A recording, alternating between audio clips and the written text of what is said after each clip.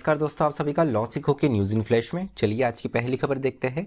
भारत की tennis star Sania Mirza, इन्होंने अपने रिटायरमेंट की घोषणा कर दी है।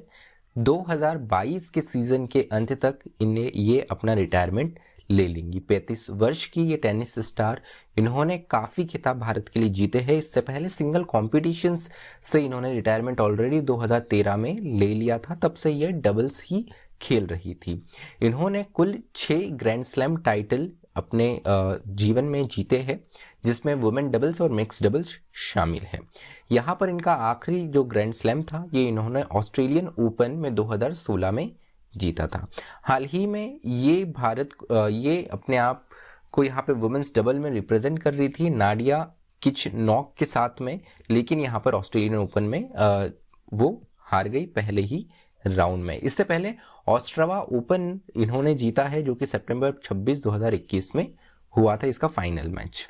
ये उन्होंने चाइनीज पार्टनर शुई जेंग के साथ जीता था। अगली खबर है एनडीआरएफ के बारे में। एनडीआरएफ का राइजिंग डे जो है ये हर वर्ष यहाँ पर बनाया जाता है। तो 2006 में इसकी स्थापना हुई थी। उसके बाद में गत वर्ष यह बनाया जाता है 19 जनवरी के दिन, इसका स्थापना दिवस। एनडीआरएफ अपने आप में सबसे सिंगल लार्जेस्ट फोर्स है, जो कि डिजास्टर रिस्पांस के लिए बनाया गया है। मैन मेड और उसी के साथ में नेचुरल डिजास्टर दोनों को ही ये संभालने में कैपेबल है। इनका मोटो है आपदा सेवा सदैव सर्वदा। इसके अलावा यहाँ पर जापान का डिजास्टर जो 2011 में आया था, और उसके अलावा नेपाल अर्थक्वेक जो 2015 में आया था, उसमें एनडीआरएफ ने भारत से बाहर जाकर भी अपनी सेवाएं प्रदान करी, जिसको देखते हुए ग्लोबली इनकी काफ़ी तारीफ की गई थी। अगली खबर है नेशनल कमीशन फॉर सफाई कर्मचारी के बारे में। इसको 3 वर्ष का एक्सटेंशन भारत सरकार के द्वारा यूनियन कैबिनेट ने डिसीजन लिया है कि इसे 3 वर्ष का और एक्सटेंशन मिलेगा। तो अपने आप में ये एक परमानेंट बॉडी नहीं है। इसे सरकार के यहाँ पे डिस्क्रिप्शन के ऊपर कुछ वर्षों के लिए रखा जाता है। तो पहले जो एक्सटेंशन था उसे बढ़ाते हुए अभी 3 वर्ष कर दिया गया। इस कमीशन की सबसे पहले स्थापना हुई थी 93 में। 93 में महत्वपूर्ण इसलिए है क्योंकि उसी वर्ष एक्ट आया था सफाई कर्मचारी के प्रोटेक्शंस के लिए, सैनिटेशन वर्कर्स के प्रोटेक्शन के लिए।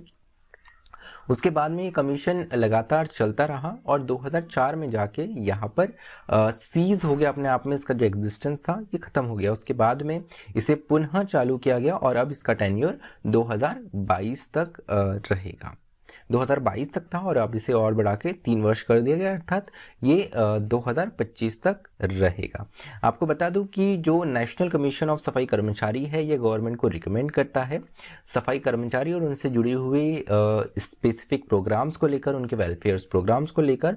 उसके अलावा यहाँ पर महत्वपूर्ण बात ये भी है कि जो मैनुअल स्कैवेंजर्स हैं उनको कैसे रिहेबिलिटेट किया जा सकता है, उसके लिए भी ये गवर्नमेंट को सजेशन देती है। उसके अलावा मॉनिटर भी करती है वर्क को जो कि इनके लिए चलाया जा रहा है, इन सफाई कर्मचारी और सैनिटेशन वर्कर्स मैनुअल स्कैवेंजर्स के लिए चलाया जा रहा है।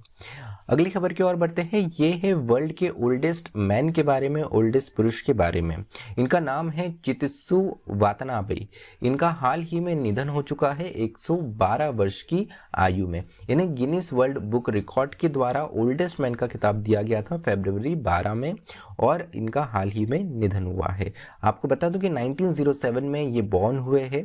ताइवान में इन्होंने काम किया, 18 वर्ष तक रहे। उसके बाद में ये जापान मूव कर गए और यहाँ पर जापान की गवर्नमेंट को इन्होंने सर्व करा। इनके अलावा सबसे ओल्डेस्ट पर्सन का जो रिकॉग्निशन है ये मिला हुआ है जापान की ही कैने तानाका को, जो कि 117 वर्ष की महिला है। तो चलिए आज का न्यूज़ इन फ्लैश हमारा यही समाप्त होता है। मुझे सुनने के लिए आप सभी का धन्यवाद।